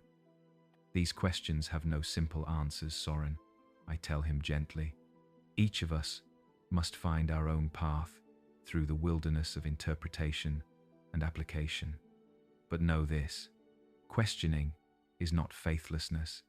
Doubt is not weakness. The most profound devotion often emerges from the crucible of sincere questioning, rather than the comfortable cradle of unexamined certainty. He nods slowly, absorbing this perspective. What will you do if the council rules against you? If they determine your judgment at Fallowmere represents heresy rather than legitimate interpretation? It is the question I have contemplated throughout my confinement, the inevitable fork in the path that approaches with each passing day. I do not yet know, I admit. Much depends on the specific censure they impose and on what becomes of the Fallowmere community. Before Soren can respond, footsteps in the corridor announce the approach of the guard assigned to monitor visitors. Our time is at an end. The young Paladin rises quickly, composing his features into a more neutral expression. Thank you for your guidance, Sir Aldrich, he says formally, as the guard appears in the doorway. Your wisdom continues to illuminate the path of duty, even in these difficult circumstances. The statement is both genuine sentiment and clever performance for the guard's benefit, allowing him to express support without explicitly endorsing my controversial judgment. I incline my head in acknowledgement, watching as he departs with the rigid posture of one determined to appear orthodox in all things. Alone again, I return to the prayer kneeler, though my thoughts are far from the prescribed devotions Chaplain Morvain has assigned. Instead, I find myself contemplating Thaddeus's words about the space between stars, the silence between heartbeats, the void that connects all manifest reality. Perhaps there is wisdom there that our doctrine has overlooked or deliberately excluded, a perspective that enriches rather than threatens true faith. The following morning brings another unexpected development. As I kneel for dawn prayers, the door to my cell opens to admit not the usual prayer leader, but the Grand Prelate himself. I rise quickly, bowing with the respect his office commands, regardless of my current circumstances. Grand Prelate, I acknowledge, uncertain of the purpose behind this unusual visit. He gestures for me to remain standing rather than returning to my prayers. The second mission to Fallowmere returned during the night. He informs me without preamble, his expression grave. Their findings will be presented to the council at midday. You are summoned to attend. The news is surprising. The journey to Fallowmere and back requires a minimum of 6 days under the best conditions. For Varys to have already returned suggests either that the mission never reached its destination or that the judgment delivered was predetermined, requiring no extended evaluation of the community. May I ask what they found? I inquire, careful to keep my tone respectful rather than challenging. The Grand Prelate studies me for a long moment before answering. They found an empty town, the entire community gone, their possessions mostly left behind, no signs of violence or forced evacuation, simply vacant dwellings and abandoned fields. The revelation stuns me. Gone. But where? How? That remains unclear, he replies. Paladin Commander Varys reports that tracking efforts revealed no clear trail, leaving the town in any direction. It is as if the entire community simply vanished between one moment and the next. My mind races, considering implications and possibilities. The people of Fallowmere had shown no signs of magic powerful enough to transport an entire community. Nor had they given any indication of planning to abandon their homes. Something significant must have occurred after our departure to precipitate such a dramatic exodus. This development complicates the evaluation of your judgment. The Grand Prelate continues. The disappearance can be interpreted as either evidence of innocence, fleeing unjust persecution, or as confirmation of darker powers at work, as Belleron suspected. I nod slowly, understanding the competing narratives that will shape the Council's deliberations. I will attend the presentation as requested, Grand Prelate. He turns to leave, then pauses at the threshold. Your case has divided the Order more than you know, Aldrich. There are those on the Council who see your actions as dangerous heresy, a direct challenge to established authority and doctrine. Others view you as embodying a more nuanced understanding of Torm's justice, one that places compassionate discernment above rigid application of dogma. A slight hesitation. Both perspectives have merit, and both carry significant implications for the future of our Order. With that ambiguous statement, he departs, leaving me to prepare for what may well be the final judgment on my service to Torm. At least within the structures of the Order, I have called home for 2 decades. At midday, guards arrive to escort me to the inner sanctum. I am permitted to don a formal robe, rather than the grey garment of penitence, a small courtesy that suggests the proceedings will be treated as a formal inquiry, rather than a pronouncement of predetermined censure. It offers a glimmer of hope that my perspective may receive genuine consideration, rather than summary dismissal.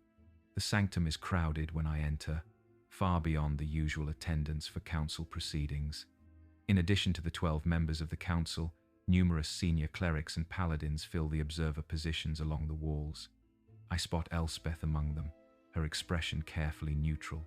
Soren stands near the back, partially obscured by older, taller paladins, but visible enough that I can acknowledge his presence with a slight nod. Paladin Commander Varys stands at the center of the chamber, concluding his formal report on the Fallowmere mission.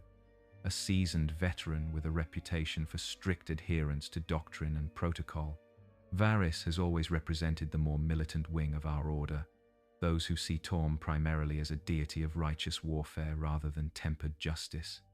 And so we conducted a thorough search of the surrounding countryside, he states, his voice carrying the practiced projection of command. No tracks leading from the town in any direction. No signs of struggle or violence within the dwellings. Personal items largely left behind, suggesting a hasty departure, but foodstuffs and some clothing taken, indicating at least minimal preparation. Elder Donal leans forward in his seat. And the contemplation hall? What did you find there? Varys's expression hardens slightly. The central pool was dry, Elder, and upon the floor surrounding it, a complex sigil had been drawn in what appeared to be crushed herbs and powdered minerals. Our clerics were unable to identify its specific purpose, though they confirmed it contained elements consistent with planar travel magic. A murmur runs through the assembled observers. Planar travel, the movement between different realms of existence, requires considerable magical power and knowledge. It falls far outside the simple philosophical contemplation that Thaddeus had described as their practice. So they fled to another plane of existence, Magistrate Seraphina concludes, her tone suggesting this confirms her worst suspicions, escaping righteous judgment through forbidden arts. That is one possible interpretation. Magistrate, Varys acknowledges, though I must note that our investigation found no evidence of demonic or infernal involvement, no residual energies suggesting corruption or malevolent purpose. The magic performed appeared to be orderly, precise, and clean, for lack of a better term. This qualification seems to surprise Seraphina, who had clearly expected a more damning assessment. What is your conclusion then, Commander? What judgment would you have delivered had you found the heretics still present? Varys stands straighter, his gaze moving briefly to me before returning to the council. Based on the evidence observed, both in the town's condition and the sigil's components, I believe the Fallowmere community represented significant theological deviation but not active corruption or malevolent intent. Had they remained, I would have recommended relocating their leaders to centers of Orthodox faith for re-education, while allowing the general population to remain under supervision and regular doctrinal instruction. His assessment falls between my judgment and the harsh cleansing Belleron had advocated. It represents a compromise position, acknowledging heterodoxy without assuming evil intent. The fact that Varys, known for his orthodox strictness, offers this measured conclusion rather than endorsing immediate execution speaks volumes about what his investigation actually revealed. The Grand Prelate nods thoughtfully. Thank you, Commander Varys. Your thorough assessment is noted. He turns to me. Aldrich, having heard the results of the second investigation, do you wish to amend or elaborate upon your original judgment? I step forward to stand beside Varys, taking position at the center of the chamber. The findings confirm what I observed during our encounter with the Fallowmere community. Grand Prelate. Their heterodoxy was philosophical rather than malevolent. They sought understanding, not power. If they have indeed departed this plane, I suspect they did so out of fear of persecution rather than sinister purpose. Yet, they possessed magical knowledge and capability far beyond what they revealed to you. Magistrate Corvin points out. Does this not suggest deception? Hidden purposes that might justify the harsher judgment Belleron advocated? It is a fair question, one that has troubled me as well since hearing Varys's report. Perhaps, I acknowledge, or perhaps they possessed such knowledge but chose not to reveal it during our visit precisely because it might be misinterpreted as evidence of darker intent. They may have kept certain capabilities private while being entirely forthcoming about their beliefs and general practices. The Grand Prelate rises from his seat, addressing the full council and the assembled observers. We have heard the reports, both Aldrich's original assessment and Commander Varys's subsequent investigation. The question before us is not merely what judgment should have been delivered to Fallowmere, now a moot point given their departure, but what judgment should be rendered regarding Aldrich's actions and their implications for our order. He paces slowly before the semicircle of council members. At issue is whether a paladin may legitimately interpret Torm's will according to personal conscience when that interpretation contradicts established doctrine and the council of senior clergy. Aldrich delivered a judgment based on his assessment of the community's actual impact, rather than their theological deviation. In doing so, He set aside centuries of established practice regarding the handling of heretical groups. Turning to face me directly, he continues, "The core of our deliberation is this. Did Aldrich's judgment represent a more nuanced understanding of Torm's justice, one that our order might learn from? Or did it represent a dangerous deviation from necessary protocols, undermining the consistency and authority that make our order effective in maintaining divine order?" Elder Donal speaks from his position at the end of the semicircle. Before we deliberate further, I would hear from Aldrich himself on this question. Having had time for prayer and reflection, how do you now view your actions at Falomir? Do you stand by your judgment, or do you recognize error in your deviation from established protocol? All eyes turn to me, awaiting my response. It is the fundamental question, the one that will determine not only my fate within the Order, but potentially the direction of the Order itself in the years to come. Do I recant, acknowledging error and accepting censure, perhaps retaining a diminished position within the structure I have served for decades? Or do I stand firm in my conviction that true justice sometimes requires moving beyond rigid doctrine, risking excommunication, but maintaining the integrity of my understanding? I take a deep breath, centering myself in the stillness that comes before momentous speech. When I answer, my voice is clear and steady, carrying to every corner of the sanctum. I stand by my judgment at Falomir, I state without qualification, not from pride or stubborn adherence to personal preference, but from my deepest understanding of Torm's nature and purpose. Our God values justice above all, justice tempered with mercy and understanding, justice that seeks restoration rather than mere punishment. I gesture to the empty chair at the center of the council's semicircle, the symbol of Torm's ultimate authority. We teach that Torm's judgment is perfect, encompassing both justice and mercy in divine balance. Yet our protocols often emphasize the former at the expense of the latter, particularly when dealing with those whose understanding of the divine differs from our own. I turn slowly, addressing not only the council but the assembled observers as well.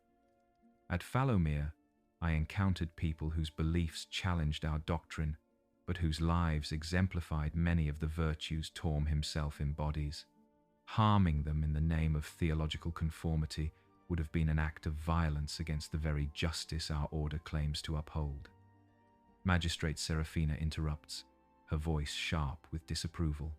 You presume to know Torm's will better than the collected wisdom of our order across centuries. The protocols you dismissed were established through prayer, divine communion, and hard-won experience with the dangers heretical thought presents. I presume nothing, Magistrate, I reply calmly. I simply followed the guidance I received through prayer and observation, as every Paladin is trained to do.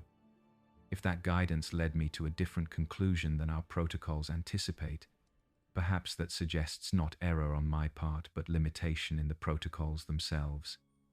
A gasp runs through some of the assembled observers at this bold statement, to suggest that the Order's established procedures might be imperfect, might fail to fully capture divine will in all circumstances. Borders on institutional blasphemy. The Grand Prelate raises a hand, silencing the murmurs that have broken out across the chamber. You speak of limitation in our protocols, Aldrich. Elaborate on this perspective. I choose my words with care, aware that I walk a narrow path between constructive critique and outright heresy.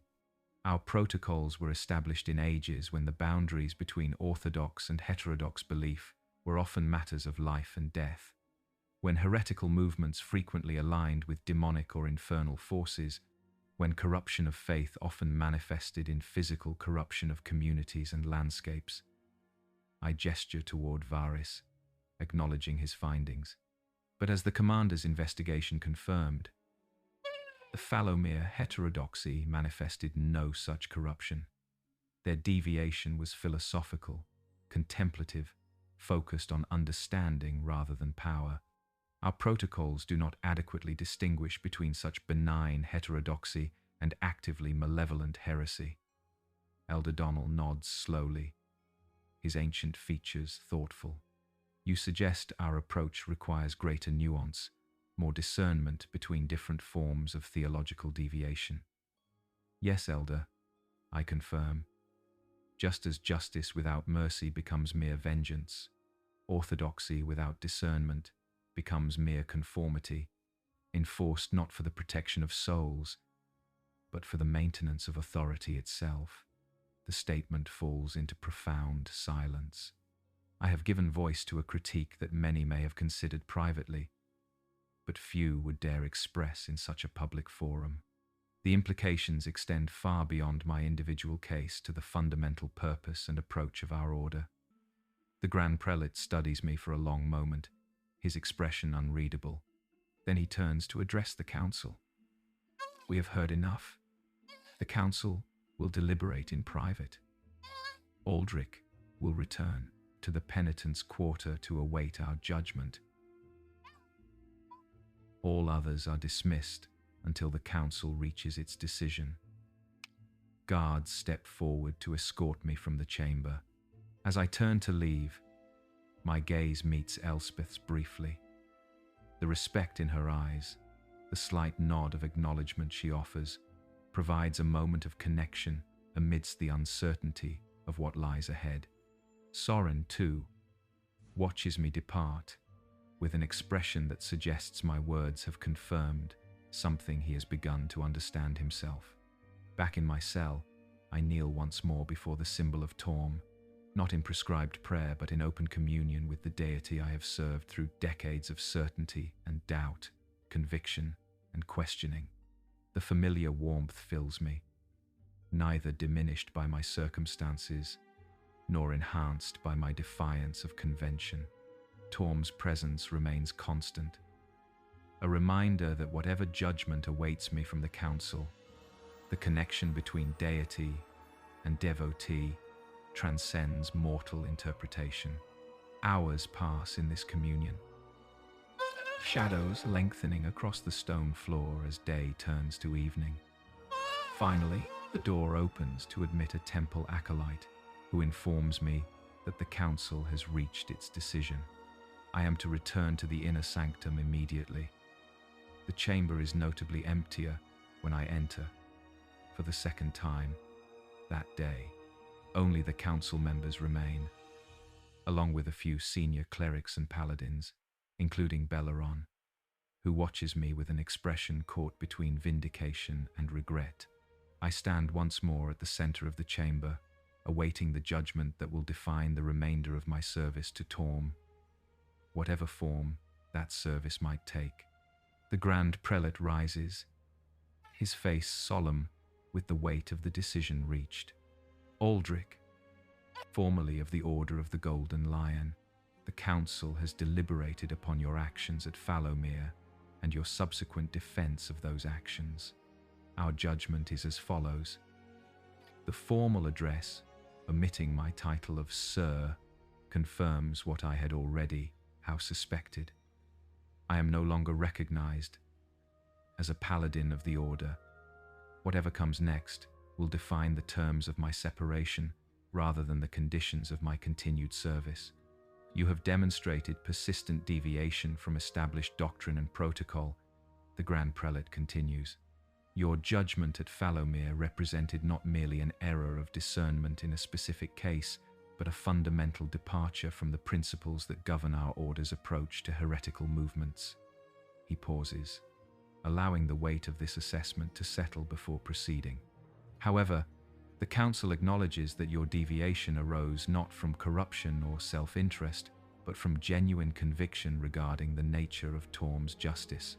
Your service record over 20 years speaks to your dedication and integrity, qualities that cannot be dismissed even in judgment. Another pause, this one longer, more significant. Therefore, the Council pronounces the following. You are released from your vows to the Order of the Golden Lion, no longer to serve as Paladin under its auspices or authority. However, you are not excommunicated from Torm's faith.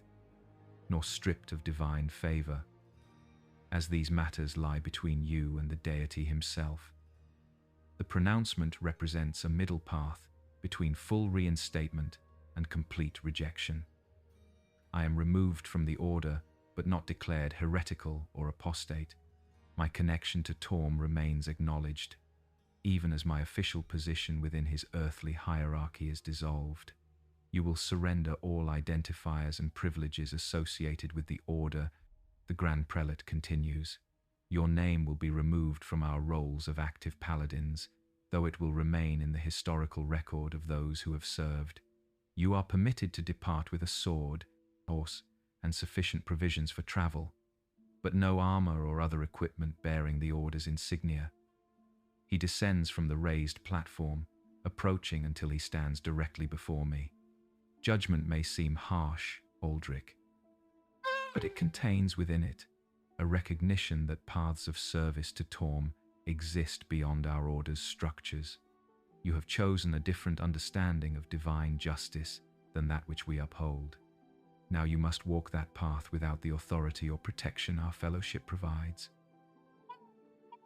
I bow deeply, accepting the judgment without protest. It is, in truth, more lenient than I had anticipated, offering a freedom to explore my understanding of Torm's will without the constraints of established protocol. I accept the Council's decision, Grand Prelate, and thank you for the fairness with which my case has been considered. He nods slightly, then adds in a lower voice, meant primarily for my ears rather than the official record. There are others within our order who share aspects of your perspective. Aldrich, your departure may eventually lead to reflection and reconsideration of certain protocols. Change comes slowly to institutions as ancient as ours, but it does come, often beginning with individuals willing to walk difficult paths alone.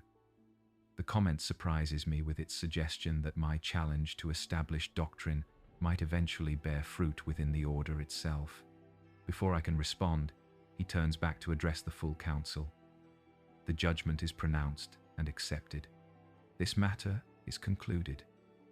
Guards step forward once more, not to return me to the penitent's quarter, but to escort me to collect the provisions I have been granted for my departure. As I turn to leave the chamber for the final time, I catch sight of Belleron, watching me with an expression I cannot fully interpret. Not triumph or vindication, as might be expected from one whose position has been upheld, but something more complex, perhaps even tinged with doubt. The process of departure is efficient and largely silent. I am provided with simple traveling clothes, a serviceable sword with no religious markings, a small pouch of coins sufficient for modest lodging and meals on the road. Oath is brought from the stables. Already saddled and equipped with basic provisions, the stallion greets me with familiar affection, unaware of the significant transition taking place. As I prepare to mount, a small commotion at the temple gate draws my attention. Elspeth approaches, her pace just short of running, Soren close behind her. They have come to witness my departure, perhaps to offer final words of support or farewell. Elspeth calls, then corrects herself with a slight grimace. Aldrich, we heard the judgment. It is fair, I tell her, seeing the concern in her eyes, perhaps even necessary. For both the order and for me. Where will you go? Soren asks, his youthful face troubled by the implications of a senior paladin removed from service, yet not declared apostate. The concept challenges the black and white understanding of faith and order that our training emphasizes. I glance toward the western horizon, where the sun has begun its descent. I do not yet know. Perhaps to wander for a time, to seek understanding beyond the structures I have known. Torm's presence remains with me, his guidance available through prayer and reflection. The path will reveal itself as I walk it. Elspeth steps closer, lowering her voice to ensure privacy. There are others within the order who share your perspectives, Aldrich.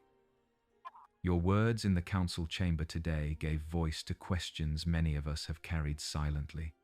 Whatever judgment has been pronounced, know that your influence remains. The assurance touches me deeply, suggesting that my departure might serve some greater purpose within the order, even as my formal connection to it is severed. Walk your paths with integrity. Both of you, I tell them. Question when questioning serves truth. Obey when obedience serves justice. And always remember that Torm's will encompasses more than any mortal doctrine can fully capture. They nod solemnly, accepting this final counsel from one who has walked before them. I mount oath, settling into the familiar saddle with the ease of long practice. The weight of armor is absent, the physical reminder of a broader unburdening. I am no longer Sir Aldrich, Paladin of the Order of the Golden Lion.